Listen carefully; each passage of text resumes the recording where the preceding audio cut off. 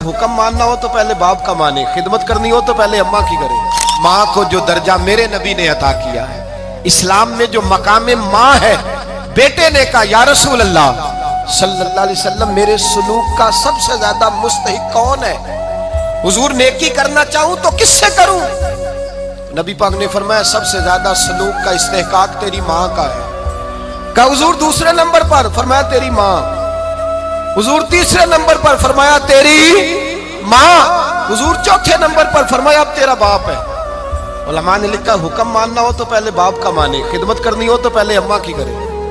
हुक्म मानना हो तो पहले अब्बा जी का, खिदमत करनी हो तो पहले।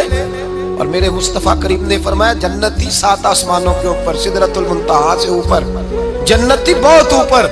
हुजूर फिर क्या हुआ? फरमाया मैंने वहां से खींची है और माँ के कदमों के नीचे लाके रख दी है। अब जन्नत उसको मिलेगी जिसकी अम्मा राजी होगी, जन्नत उसको मिलेगी। और मेरे मुस्तफा करीम सैयद आलम सल्लल्लाहु ताला अलैहि वसल्लम ने माँ को दर्जा दिया तो माँ की फजीलत भी बयान फरमाई, माँ की जिम्मेदारी भी बयान फरमाई, माँ को ये पैगाम भी दिया कि वो अपने बच्चे को दीन सिखाएगी।